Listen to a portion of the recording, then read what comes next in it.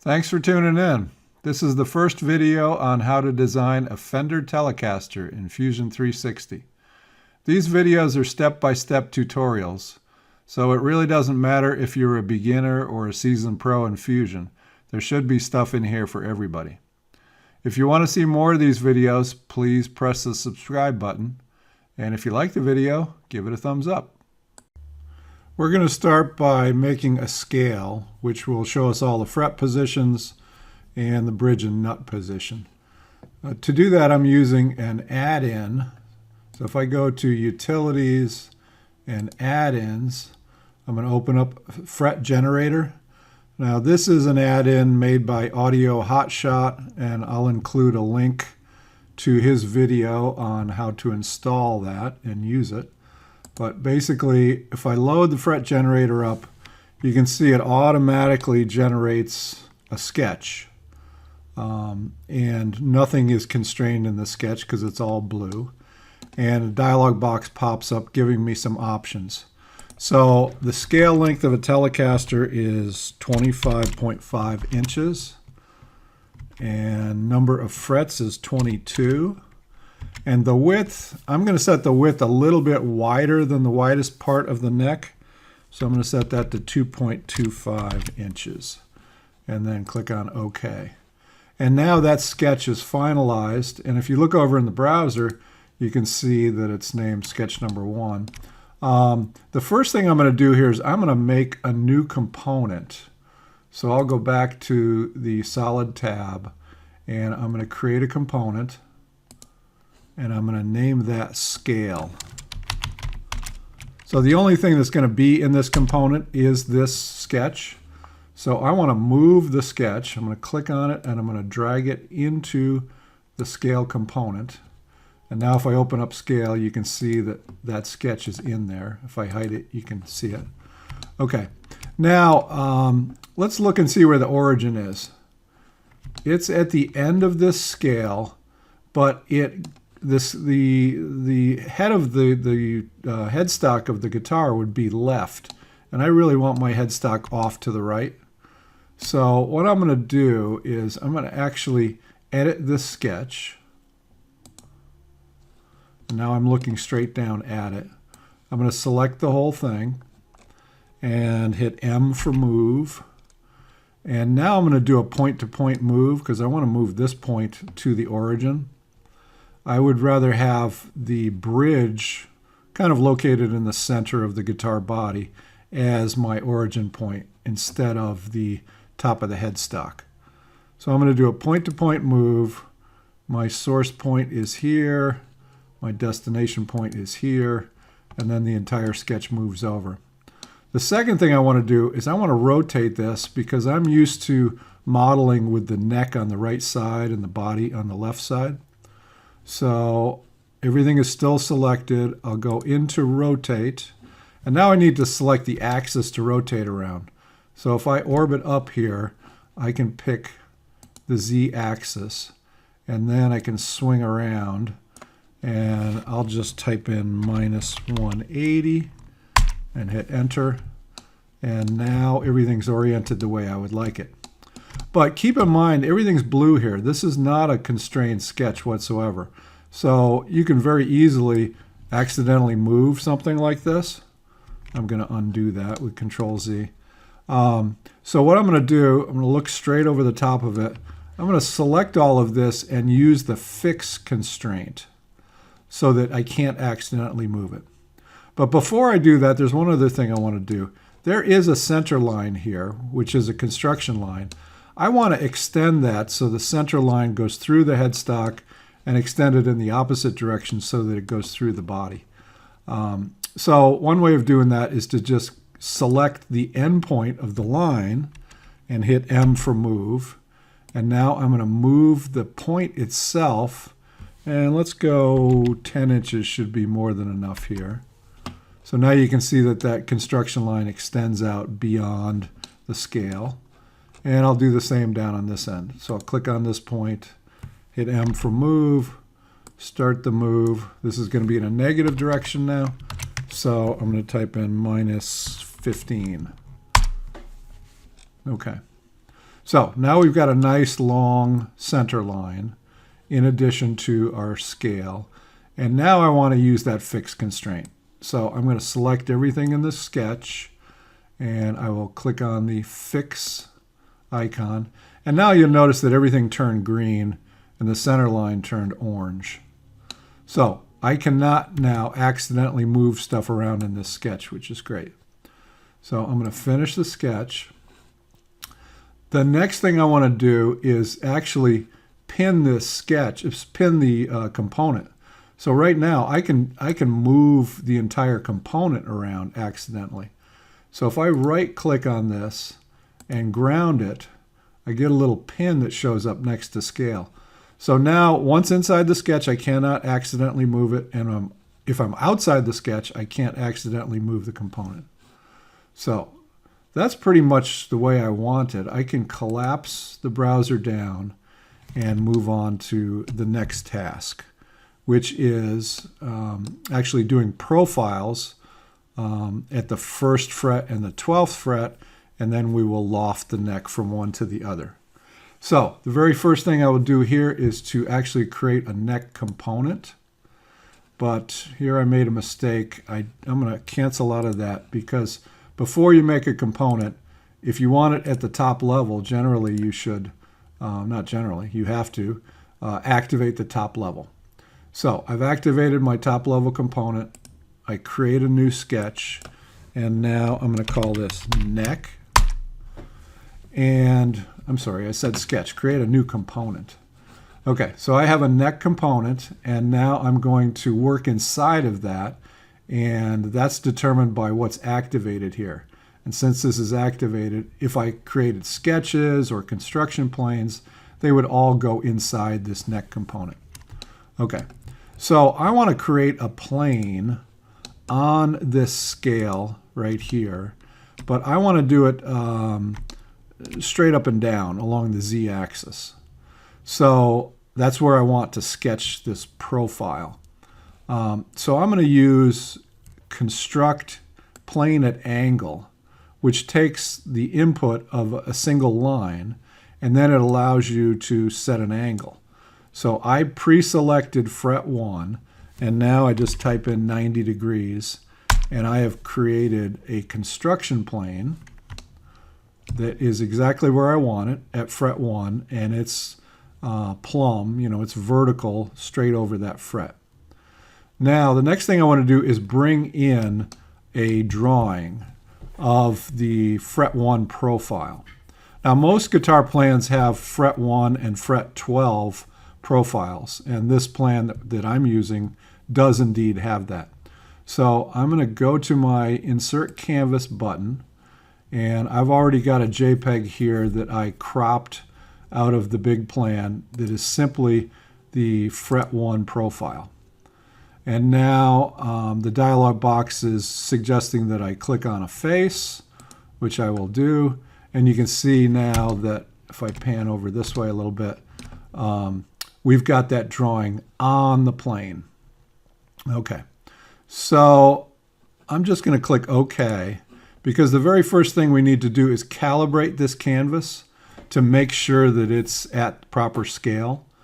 So let's open up our neck component, and then open up canvases inside there. And this is the canvas that we just brought in. I can prove that by hiding it and showing it. Now if I right click on this, I can do a calibrate. And when I'm doing this, I always want to look straight at it. So I'll use my view cube here and go to the right view. And now very conveniently we have a measurement here. And so all I have to do once I'm in calibrate mode is to click here on one side of this line, if I can get there. So I click there, and then I click over here. And now I can type in my measurement, 0.825, and press enter. That scaled this drawing up a little bit. It actually was pretty close to the actual size it needed to be. I'm going to do that one more time just to make sure. So I will right click on profile 1 in the canvas folder and do a calibrate, And I'm going to zoom in a little bit more to make it easier here. So I'm going to start there, click, come down here and click. And yeah, that's pretty darn close. I'm going to type in 0.825 and enter. So it's scaled it just a little bit more. Okay, so now we have to position this to the right spot. And if you look at this drawing, basically it's the neck, a cross section of the neck at fret 1, and also a cross section of the fretboard. So we're going to ignore the fretboard and try to center this. And you can see there's actually the center line of the scale drawing is right there. That's that little circle. So I'm going to conveniently use that to center this horizontally and then move it vertically down so that this line aligns with our scale. So in order to move your canvas around, you right-click on the canvas in the browser, select Edit. Okay, so now I'm going to move this. Actually, I'm going to move it up first because I can sort of see where the center of this curve is. And that's just about centered there. I think that's close enough. So now I'm going to move that down so that the bottom of the fretboard or top of the neck aligns with the green line. And then click on OK. So we are now in position with our canvas. Now it's just a matter of drawing this profile. So a couple of steps involved here. First of all, we need to create a sketch. So we are in the neck. That's where we want our sketch to be. So I'll create sketch, and then I will click on the construction plane. So that's where that sketch is going to be in 3D space. So now I'm going to start with align and turn on construction geometry here. And I want to snap to the very center. This is pretty important. I want to make sure that I'm right in the center of that scale. So I'll click there and I'll come down and I want to make sure that I'm at 90 degrees, which I am. So I will click a second time. But before I click, actually, I know the dimension here. It's not 0.825. It's actually 0.825 minus the height of the fretboard. So knowing that the fretboard is going to be 1/4 of an inch, I can type in 0.8 here.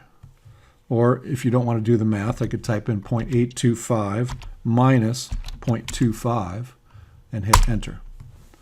So now this line is 0.575. Okay, so that's the proper depth of the neck at fret 1. Now I'm going to use the line tool again. This time I'm going to turn off construction geometry. And I'm going to start in the center. Again, when you get a box there, you are intersected with a point. So I'm going to click and then come to the right and then click a second time just based on this drawing. And if something's really close, I'm going to round it up. Like I can do 0.85 here, 0.85 and enter. Okay. Now it's simply a matter of doing a spline from these points and connecting them. So I'll get my spline tool, I'll click on one of the points, click on the second point, and then click on the check mark. Okay, now I'm still in spline mode, so I'm going to press escape to go back to my select tool. And this handle, I want this handle to actually be horizontal. These tangent handles, if they're horizontal and you have another curve coming in horizontal, they will be perfectly tangent to each other. So in any type of situation like this, you want to make this handle horizontal. So we can, instead of doing that manually and hoping that it's horizontal, with it selected, I can go up and use the horizontal vertical constraint and force it into horizontal. So now when I hit escape to get out of that constraint, all I can do with this handle is size it. I can't change its angle. I'm always going to be horizontal here. Okay. Now this other handle, so if I click on the spline, the other handle will display itself. I'm going to click outside of that. So I click on the spline. Now this one, I'm going to change both the length of the handle and also the angle of the handle, trying to get this line to be inside or right in the middle of this drawing. It's a little tough to see, so I'm actually going to finish the sketch and right-click on my canvas and edit it. And I'm going to change the opacity of the canvas down quite a bit, say close to 10%. And then get back into my sketch. So I'm going to right-click on this and do an edit sketch. Okay, so now I can see that line a little bit easier. So I can only shape it with these two handles. So this one I can't change the angle. So I'll bring that in a little bit and bring that one out a little bit. And that's pretty darn good. Okay, so I'm going to finish my, oh, I shouldn't have finished my sketch. What I need to do is I need to make a mirror image of these two on the other side of the profile. So I will get back into the sketch, right-click, edit sketch, and now I'm going to use the mirror tool inside the sketch, and I can select objects I want to mirror. So I want to mirror the horizontal line and this spline, and then I click over here in the dialog box to select my mirror line, and now they mirror to the other side, and I can click OK. So now what this allows you to do is if you change one side, let's say I change this, you can see they're both changing the same. So they're perfectly symmetrical. And in fact, that's what this constraint is. This is a symmetry constraint that was put in by the mirror command. So I'm going to undo that just to get it back to its original shape. And you can see now if I hover over this profile, I get the whole thing because this center line does not divide it into two pieces because it's construction geometry. So I want this to be selectable because what we're going to do is a second profile and we're going to loft from fret 1 to fret 12. Okay, so we are done with this sketch. And now we want to do the exact same thing, but using a different canvas at fret 12. So let's go ahead and take a look at the top view. And let's see, here's fret 1. So 2, 3, 4, 6, 7, 8, 9, 10, 11. That looks like fret 12 to me, but I'm actually going to count it out with my finger here. 1, 2, 3, 4, 5, 6, 7, 8, 9, 10, 11, 12. Don't want to make a mistake on this. Okay, so that is fret 12. It's pre-selected. So I'm going to go up to my construct and pick plane at angle. So it automatically used that pre-selected line. And now I can type in 90. Now I don't see it until I orbit up, but there is the construction plane at fret 12. Okay, so now we're going to do the same thing. We are going to insert a canvas, and I've got my fret 12 profile JPEG, and I will select that canvas as the face to put the canvas on. And now I'm going to change the opacity down a little bit because I know we needed to do that last time. So I'll set that down to about 10. Now, same thing. We want to calibrate this. And when I clipped this, I made sure that there was a measurement on here that we can calibrate to. So again, when you calibrate, you want to look straight at it. Now, we are seeing the fret 1 profile, and we're also seeing the fret 1 construction plane and the canvas. So I'm going to hide fret 1 canvas. I'm going to hide that first sketch, and I'm going to open up construction, and that first plane got automatically hidden. Now, this is when I think you really want to start naming things. When you have more than one sketch or more than one construction plane, you don't really know which one is which. At this point we do, because the second one we made is going to be our F12. So I click on this, wait a second, click a second time. If you double click, you'll end up opening up the construction plane. Fusion is not great about renaming. There's no right click to rename, so you literally have to click, wait a second, click again. So I've named both of our construction planes.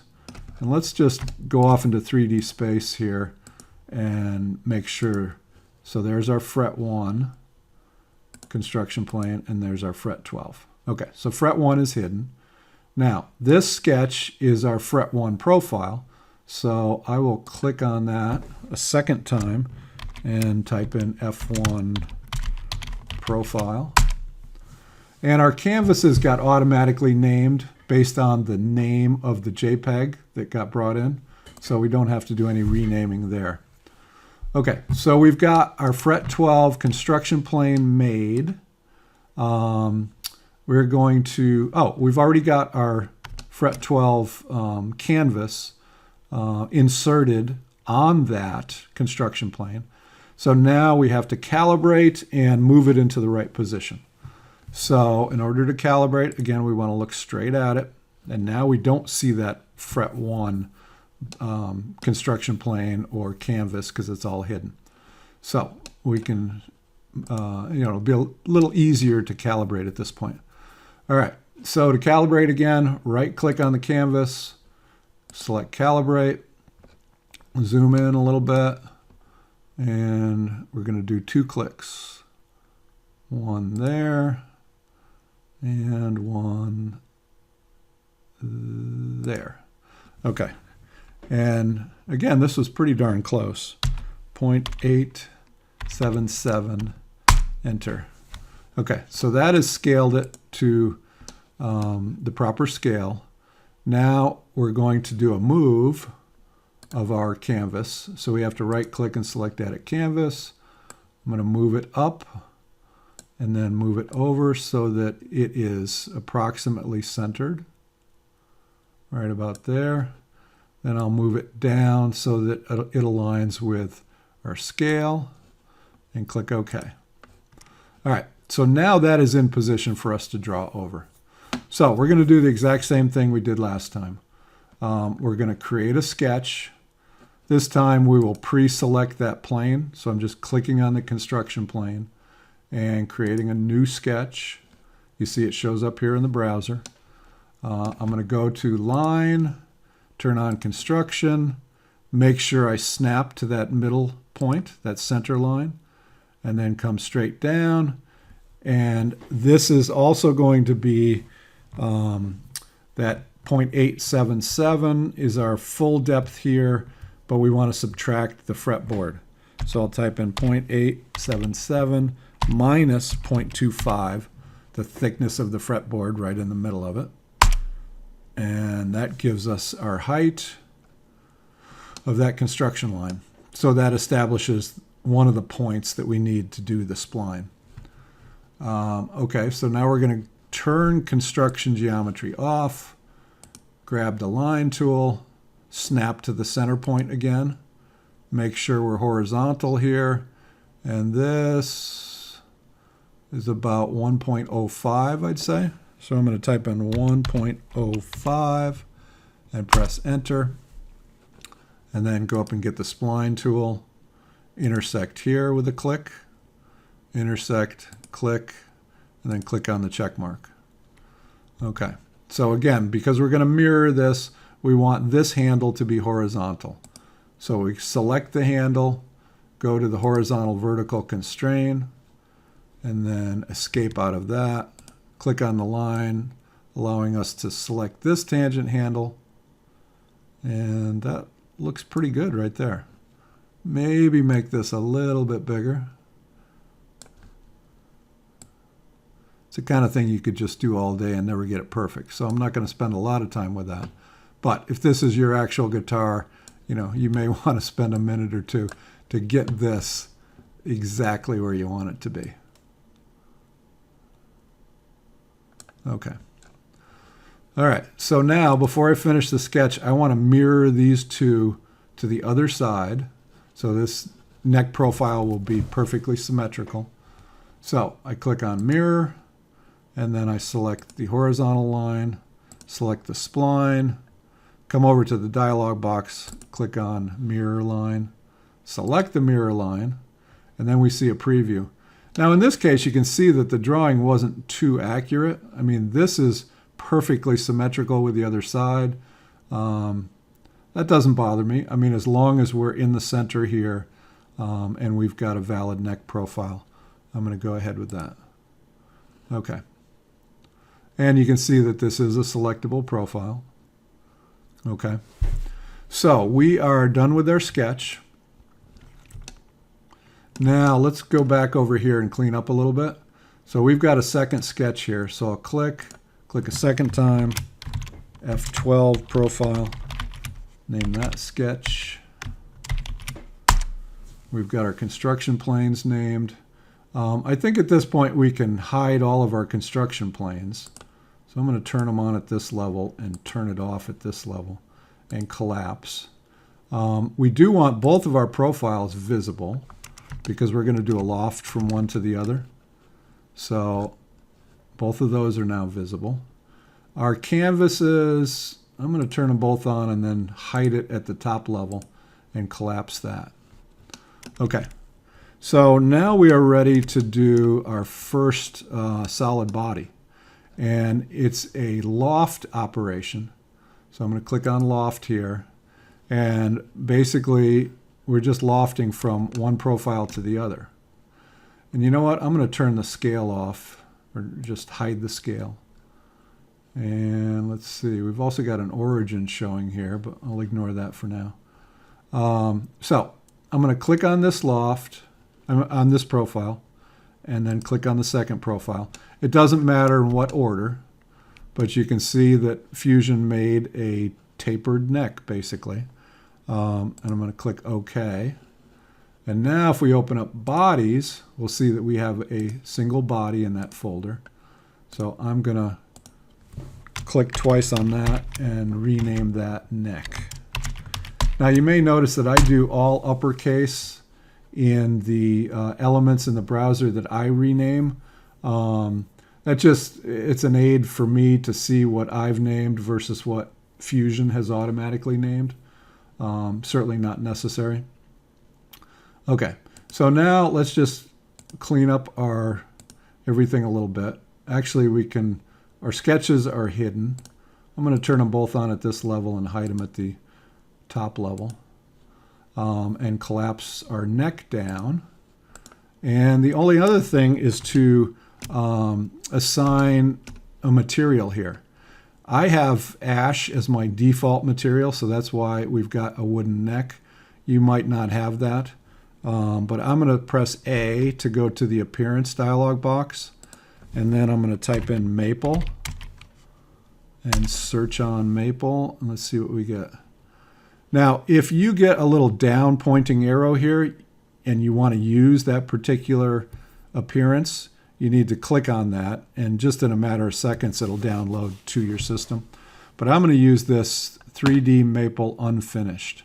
The 3D woods are actually great because you can see the end grain. So I always use the 3D woods. So I'm just going to drag this over and deposit it on top of the neck. So now all of the bodies inside the neck component will be maple. And I can close the appearance. And that is our first lesson. Let's take a look and see what we did here. I'm going to go back in the timeline, and I'm going to turn everything on in the browser here. So you can see the first thing that happened in the timeline, we created a construction plane at fret 1. Then we put a canvas on fret 1. That canvas is currently hidden, so I'm going to unhide that so we can see as we play the timeline. So there's the canvas. Then we created a sketch. That's currently hidden, so I'll unhide that. There's the sketch we created, the profile at fret 1.